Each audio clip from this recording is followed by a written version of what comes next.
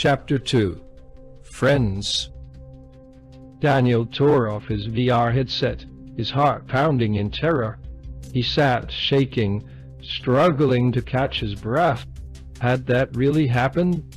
The voice, it had called his name, a detail that struck him as impossible. No one was supposed to know the names of the robot operators. Revealing a minion's identity was a serious offense, punishable by years of imprisonment. But this wasn't just about someone knowing his name. It was the voice itself, a voice not human, yet intimately familiar. It was the voice of Mother Brain, the all-seeing AI that governed everything. He tried to calm himself. Maybe he was exhausted, fraying at the edges. Stories circulated about people who'd lost themselves in the VR worlds, engineered by the New Order, becoming so consumed by fantasy that they neglected food, water, reality itself. They were called the disconnectors, people who eventually wasted away, disconnected from their bodies and reality. No, he reassured himself, he wasn't like them. He enjoyed Victor, but always remained anchored in the real world. There was no substitute for the warmth of human presence, for the laughter shared with friends around a fire, for the sense of truly being alive that no simulated reality could offer. He needed air. The four walls of his apartment felt suddenly suffocating. With a final steadying breath, Daniel stepped outside, hoping the cool night air would help clear his head. It was Friday night, and the main streets of Daniel's neighborhood buzzed with activity. Small shops hawked the lowest-grade liquor and fried food, mystery meat from sources best left unknown. Freeloaders filled the sidewalks. From street performers desperate for coins to sex workers and dealers, scraping together what little they could. Every cent earned would eventually trickle up to the new nobility, likely funding gourmet meals for their pets or other frivolities. In every corner where profit could be eked out, corporate fingers tightened their grip, draining whatever life remained. Yet, this dingy world of damaged goods and barely edible food was one of the few places that managed to operate without direct corporate oversight. Here, where value was scant and offerings were nearly worthless, the corporations saw little to gain, allowing these vendors a rare freedom, if freedom it could be called. The neighborhood's real allure, though, lay in its VR cyber cafes. The New Order had perfected a system of virtual segregation, carving society into clearly defined classes with little chance for contact. Years ago, a new wave of humanoid robots emerged on the market, designed to be operated remote. At first, only the elite could afford them, but once the New Order took over, they saw the potential for complete control and enhanced the technology, integrating it into the fabric of society. They refined the synchronization between human operators and robots until the machine's reactions were as swift and seamless as any person's, effectively making them the perfect tools for societal division. Over time, AI had been expected to take over all remote functions, but progress had stalled at a mysterious threshold. The long-promised leap to AGI artificial general intelligence remained out of reach. Scientists had tried and failed to cross that final frontier, realizing there was an elusive aspect of consciousness that machines, no matter how advanced, couldn't replicate. The result was a society propped up by an economy of remote workers and a meticulously enforced societal hierarchy, with each class separated as precisely as if by a scalpel. Yet AI still permeated every aspect of daily life. It was deeply embedded in profiling, capable of predicting people's behavior with chilling accuracy. Most so-called criminals were apprehended before they could even act, thanks to advanced algorithms that assessed risk and likelihood. I also monitored the operators of humanoid drones, keeping meticulous records and foreseeing any potential breakdowns. Occasionally, operators reached a point of mental collapse, a phenomenon known as robotic fever, where they would lose control and attempt to wreak havoc through their machines. But such incidents were almost entirely contained. In the past 2 decades, AI systems had grown adept at predicting when an operator was nearing robotic fever, swiftly seizing control of the robot and delivering an electric shock to knock out the operator. Officially, robotic fever was a thing of the past, a crisis resolved by the New Order's infallible technology. But in reality, the phenomenon still haunted the lower classes. People in Daniel's world whispered about operators who fell into a coma or disappeared entirely after a so-called fever episode, taken away by security forces and never seen again. The new nobility remained blissfully ignorant, complacent in their belief that technology had eliminated all such risks. Tonight, Daniel headed to one of the neighborhood cyber cafes to meet Frank, one of his closest friends. Their bond stretched back to the orphanage, forged in their shared resilience and Daniel's ability to defuse a dangerous situation when they were only 7. That day had marked the beginning of a friendship that would become a rare constant in Daniel's life, a beacon of trust and loyalty amid the bleak realities of the New Order. Their teacher, Mr. Garrison, was a man whose cruelty seemed to know no bounds. He punished the children with a disturbing pleasure, seizing any opportunity, real or imagined, to inflict physical or psychological pain. As a loyalist, Mr. Garrison operated with near impunity, treading carefully along the fine line that would protect him from repercussions. He knew precisely how far he could push before even his superiors might question his methods. Frank was a spirited child, unable to hold his tongue at times, and his occasional defiant replies to Mr. Garrison's abuse brought a flicker of amusement to the classroom. But one day he delivered a particularly clever retort, sparking a wave of laughter from his classmates. Daniel noticed the instant change in Mr. Garrison's demeanor. His face twisted with an almost predatory rage, a deadly look that sent a shiver through Daniel. Frank had no idea of the monster he'd just awakened. With swift, brutal movements, Mr. Garrison stormed over and seized Frank by the hair, dragging him toward the door. The class fell silent, breaths held in fear. Sensing the situation could escalate dangerously, Daniel's mind worked quickly. In a calm, almost casual tone, he called out, "Mr. Garrison, looks like the camera is following you again. Think they're scouting for the next movie star." The room tensed, then burst into restrained laughter, the kind that ripples out in nervous bursts. Mr. Garrison froze, his grip on Frank's hair loosening. He knew well enough that attracting the attention of the cameras was something he couldn't afford. He shot a cold look at Daniel, but released Frank, opting for a more restrained punishment. He settled for a ruler across Frank's hands, striking hard, but within the limits he could justify. Frank wasn't naive. He realized, even as Mr. Garrison's ruler lashed his hands, that Daniel's intervention had likely saved him from something far worse. From that day on, the bond between Frank and Daniel became unbreakable. Frank's boundless energy balanced Daniel's calculated calm, and while they couldn't always resist testing Mr. Garrison's patience, Daniel's instincts kept them from crossing any fatal lines. Together they navigated the oppressive world of the orphanage, their friendship a rare source of light amid its shadows. Frank, like Daniel, belonged to the minions class. He had grown up with few advantages, his parents having also been minions. They'd been highly skilled drone operators until a fire, tragically sparked while they were working in VR, claimed their lives. The money they had managed to save allowed Frank to scrape by, affording him a basic education in computer repair. Determined to avoid the fate of the freeloaders, he seized the opportunity, pushing himself to master every aspect of software and hardware he could get his hands on. The cyber cafe was quiet tonight, nearly empty. Friday nights often lured people home to connect privately, indulging in the VR worlds for personal or escapist experiences, away from watchful eyes.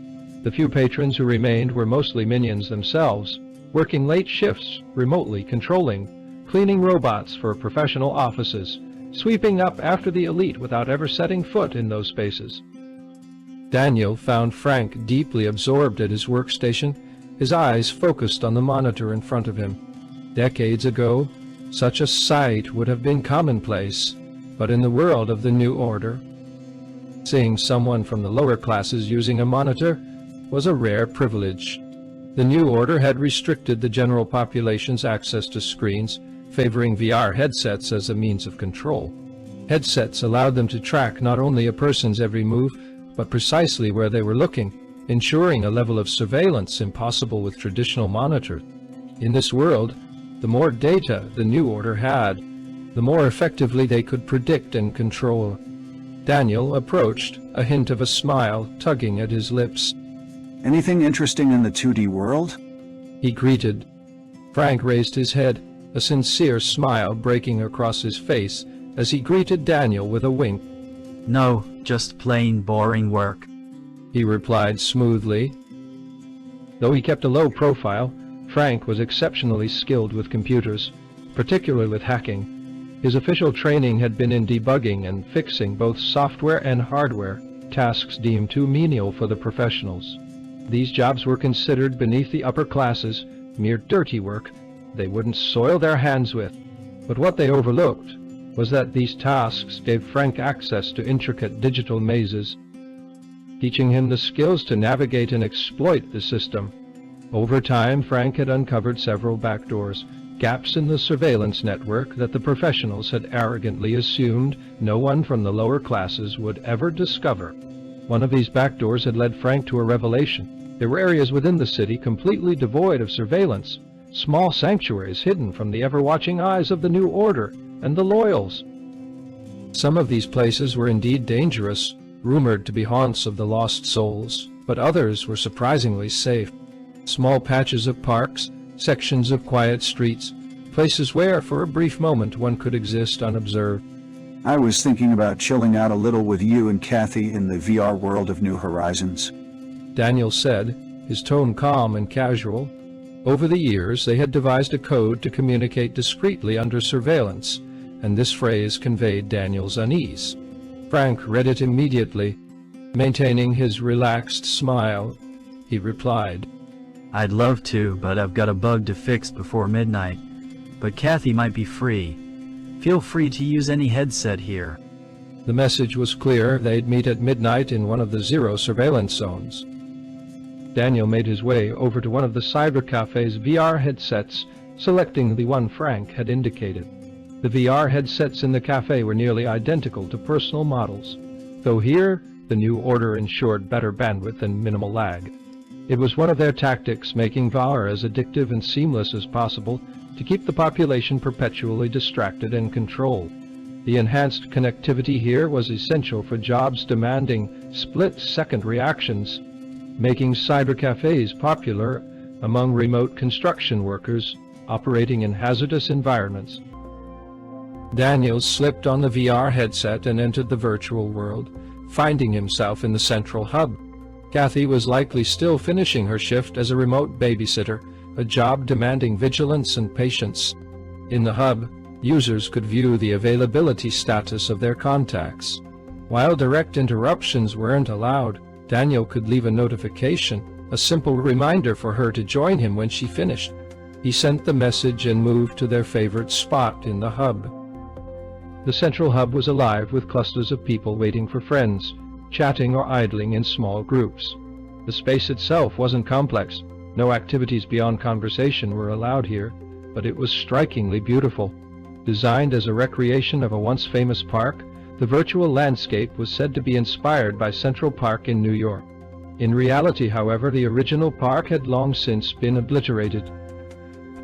Replaced by towering monuments to the first king's greatness, like the pharaohs of ancient times, he had demanded tribute to his ego, bulldozing one of the city's last natural refuges to erect structures that glorified his reign. In this virtual refuge, the park was free to access, but people still often spent their hard-earned cash on VR experiences. Over the years, corporations had perfected addiction in digital spaces, creating pleasure loops that ensnared users in carefully crafted, fun experiences. Even before the rise of the New Order, corporations had realized that fun wasn't just a product, it was a powerful hook. Psychologists and psychiatrists had been enlisted to construct immersive worlds that blurred the line between entertainment and dependency. The New Order, of course, seized on this model and took it further. All traditional, unregulated games were banned. Only experiences approved by corporate interests were permitted, tailored specifically to keep users coming back, spending every coin they had. In the decades since, memories of traditional gaming had faded. The new order had systematically erased the idea that games could exist outside corporate profit models, reducing virtual worlds to instruments of exploitation. In the end, the hub was a gateway, a beautiful mirage that led to worlds where users were prey, lured in by carefully crafted experiences designed not for joy but for control. Daniel's favorite spot in the hub was a peaceful area by a lake where he could sit on a virtual bench, watching the simulated wildlife. Around him, digital representations of extinct animals like ducks and swans glided over the water, sometimes breaking their rhythmic swim to take flight before settling back into their algorithmic patterns. Occasionally, one of the animals would wander near him, its beak pecking at the ground as if foraging for food. But there was nothing there, no worms, no grass, nothing that might sustain life. The simulation felt hollow, as though it hinted at a world long forgotten. Daniel could only speculate what these animals might have done in the real world, back when they had purpose and instincts beyond pre-coded routines.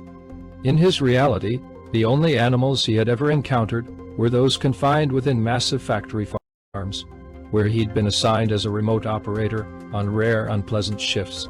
In those places, animals like chickens and pigs were crammed into tiny cages, unable to move or express anything resembling natural behavior.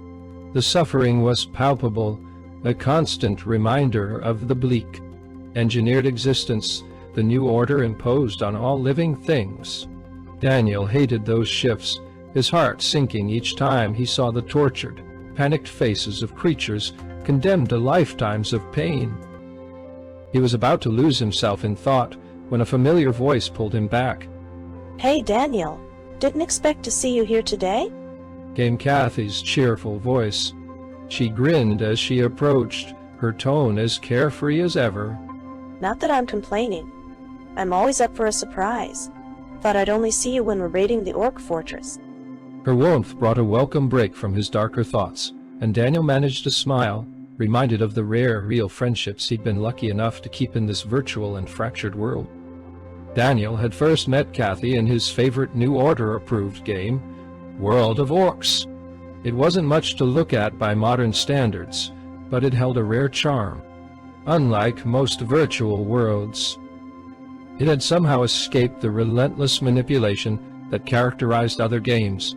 Against all odds, World of Orcs retained elements of traditional gameplay, where skill and progression felt meaningful rather than orchestrated to keep players hooked. The game had a quiet, almost secret following, with no promotional push and little mainstream awareness. Frank had stumbled upon it during one of his covert hacking sessions. Though not forbidden, the game felt purposefully hidden, a rare gem tucked away for those who happened to find it. Most of the players were older, nostalgic for a time before virtual worlds were optimized for profit. In World of Orcs, Daniel and Frank found a place that didn't provoke the constant, gnawing anxiety so prevalent in other VR experiences. Here, missions brought a genuine sense of accomplishment, and after each session, they felt something rare, contentment. Sure, the game still had its share of monetized tricks, but they were subdued, allowing players a true sense of fulfillment. It was in one of these quiet, satisfying sessions that they first encountered Kathy. She played under the guise of a legendary male archer, joining their party to tackle a difficult dungeon. For Daniel and Frank, it was an honor to fight alongside someone of her skill. She navigated the dungeon's toughest bosses with a grace that bordered on supernatural, her talent apparent in every move. Over time, through shared challenges and victories, a friendship blossomed between them. Kathy, however, was elusive. She masked her voice with software that transformed it into that of a young man, and whenever the possibility of meeting in person came up, she deflected, always with a plausible excuse. Daniel and Frank quickly sensed she valued her privacy deeply and chose not to press her. They respected her boundaries, instinctively understanding that her reasons went beyond casual secrecy. It took 5 years of shared adventures before they finally learned the truth. By then, they had long suspected that Kathy was hiding her true identity for her safety, though they never voiced their assumptions aloud. Friendship with her had grown into something they valued deeply, and if respecting her privacy meant never meeting her face to face, they were willing to accept that. In the world they lived in, the bonds they'd forged in World of Orcs had become more meaningful than they could have imagined, and neither Daniel nor Frank would risk it for anything. Kathy had every reason to be cautious, for while gaming wasn't off limits to women, revealing her true identity could have turned her life into a nightmare. Under the new order, women's rights had regressed, eroding freedoms that once seemed secure. Corporations had successfully weaponized misogyny as a tool to control the Loyalists, a key faction that upheld their interests. The Loyalists were once primarily men, though today gender mattered less. Misogyny had become deeply ingrained, targeting anyone who dared to question traditional gender hierarchies, whether they were men or women. The roots of this resentment stretched back to the pre-New Order era, a time when many Loyalists were men who felt abandoned by society. They were individuals who saw themselves as overlooked and powerless, educated, often unemployed, and living on the margins, sometimes relying on aging parents to survive. Successive waves of economic crises and job automation left them feeling disenfranchised. For many, the rise of women in the workforce felt like a personal affront, a reminder of their own perceived failures. Corporations recognized the potential in this disillusioned demographic. They saw a ready-made army, and though they held their own disdain for these men, they set to work using mass media propaganda and influencers to unite them under the New Order's banner. Individually, these men had little influence, but as an organized, loyal force they became powerful, a machine that could be directed like soldiers in the video games they loved, finally giving them a sense of purpose that their lives had always lacked. That toxicity seeped into the virtual world like a slow-acting poison. In vacta spaces, men often stuck with other men, and women gathered among themselves, retreating to avoid the hostility that awaited them in mixed groups. Any woman who dared enter a so-called boys' game was often harassed relentlessly, forced to leave, humiliated and disheartened, until she felt no choice but to abandon the experience altogether. The incident that finally allowed Daniel and Frank to uncover Kathy's true identity happened entirely by chance. An older player they knew, a kind man who had grown fond of them over the years, had recently introduced his 12-year-old granddaughter, Sonia, to World of Orcs. She was the light of his life, and he wanted to share with her something he cherished, hoping she might experience a side of VR beyond the typical corporate-approved worlds. Though Sonia was no stranger to VR, her grandfather believed she deserved to see a different kind of virtual world. By then, Daniel, Frank, and Kathy were nearly 20, but they were delighted to welcome Sonia into the game. During a raid, Kathy observed how Daniel and Frank interacted with the young girl. They treated her with warmth, patience, and respect, seeing her not as a novelty or an outsider, but simply as a fellow adventurer. For them, Sonia wasn't a girl in a game dominated by men. She was a bright, eager soul there to share in the joy of discovery. Kathy watched as Sonia had the time of her life, laughing, learning, and sharing in the camaraderie of the raid. For Kathy, this moment was a revelation. She saw Daniel and Frank's genuine kindness towards Sonia, and it affirmed something she had longed to believe, that they didn't judge their friends based on superficial differences. They valued the experience, the companionship, and the mutual respect they'd built together, and though it saddened them all that Sonia later felt compelled to disguise herself with a male avatar and voice, the group understood all too well the harsh reality that led her to it. Nonetheless, they continued to raid together whenever they could, carving out moments of joy and solidarity in a world that often denied them both. It was shortly after that first raid with Sonia that Kathy decided to take the leap. She didn't want to stay hidden forever, trapped behind layers of secrecy. By then, Frank had been working at the cyber cafe for a while and had found several zero-eyes spots, places where surveillance didn't reach and people could relax without fear of observation. Contrary to what one might expect, The meeting place wasn't an isolated corner or some shadowy alley. Instead, it was a well-lit alleyway close to one of the busiest streets in the city, right by a basketball court where young men play deep into the night. Nearby, a row of benches formed a small haven, a rare black spot in the system's surveillance network. No cameras, no audio feeds, and even satellite coverage didn't penetrate this area. In a world that prized control, sometimes the best way to stay hidden was to blend into the noise.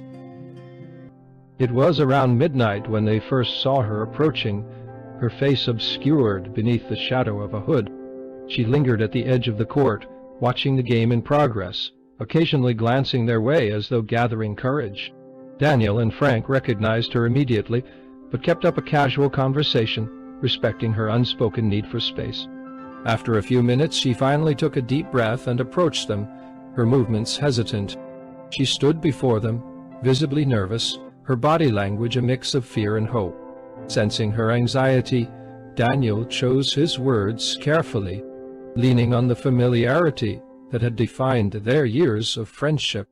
In his usual tone, he called out to her with the words he'd used so many times during their raids. Are you going to save my sorry ass? At that, Kathy laughed softly, her tension easing. Slowly she reached up, lowering her hood to reveal a face tear-streaked with joy. She looked at them, smiling through her tears, a mix of relief and happiness. Without a word, Daniel and Frank pulled her into a hug, the three of them bound by years of trust, now deepened by this moment of vulnerability. It was clear that their friendship had been cemented in something more profound, a bond that would endure whatever the new order or the world beyond might throw their way. From that night forward, they were inseparable, their friendship a rare and unbreakable light in an otherwise bleak reality. Hey, stop daydreaming, man. Kathy's voice snapped Daniel back to the present as she gave his virtual shoulder a playful shove. In the hub, free from the prying eyes of the loyalists, men and women could interact openly, enjoying rare moments of unguarded camaraderie. If every wake-up call were this good, maybe I should be shopping for real estate in that daydream world. Daniel teased, grinning. Oh, is that where we're going? Kathy shot back with a smirk. Next time, maybe I'll bring a steamroller to wake you up. I've always wanted to see what a 2D avatar looks like in a 3D world. They both broke into laughter, the sound carrying a momentary lightness that eased some of Daniel's lingering tension. After a few seconds, Daniel's expression softened, and he turned to Kathy, trying to keep his tone neutral. So, I was wondering if you're free tonight to join me in New Horizons. Frank's working late until midnight and won't be able to make it. Kathy's avatar twitched ever so slightly, a subtle sign that she'd caught the hidden message in his words. Keeping her voice steady and casual, she replied, Tonight? Right at midnight? Impossible. I've got an early job tomorrow, and I can't mess this one up. Daniel felt a quiet relief wash over him. She'd understood. He wanted to stay longer, but the memory of his recent experience still clung to him, unsettling his focus. He couldn't risk any spikes in his vitals that might trigger attention. Oh, guess we'll catch up another time. Busy days, huh? He replied, acknowledging the plan with a final nod. You bet. And don't think I'll miss the chance to save your sorry ass again. Until next time, loser. She said, grinning as she logged out. Daniel smirked, but the goodbye had come at the perfect moment. He wasn't ready to linger here much longer. There was an uneasiness gnawing at him, something different in the VR world that he couldn't quite put his finger on. With a final glance at the ducks, pecking mindlessly at the empty ground, he felt a pang of nostalgia. They moved with serene, repetitive purpose, as though content in their programmed lives. Deep down, Daniel knew that his own routine, the one he'd shared with his friends, had changed irrevocably. The familiar cycles of their friendship, once an endless source of comfort, now held the weight of something he couldn't name, something that felt like it had been lost forever. Daniel removed his headset, blinking as his eyes adjusted to the dim glow of the cyber cafe. He'd been in the VR world for nearly an hour, and now only a couple of patrons remained, likely working the night shifts remotely. He made his way over to Frank, who looked up, searching Daniel's face for any final confirmation. She couldn't make it. Daniel murmured, glancing around as a precaution. Midnight's too late, and she's got an early job tomorrow. Maybe next time. Frank gave a subtle nod, understanding perfectly. The meeting was arranged, and he knew better than to risk saying anything that might be picked up by the ever-present surveillance. They exchanged a silent look before Daniel offered a brief wave and stepped out into the night. A soft, biting November wind greeted him, ruffling his hair and chilling his face. As he buttoned his jacket against the cold, he glanced at the cybercafe's front window, where a wall of screens displayed serene, colorful scenes from RRR's corporate-approved worlds. Rolling hills, pristine beaches, and endless sunsets looped hypnotically, meant to lull viewers into visions of an idyllic existence just a headset away.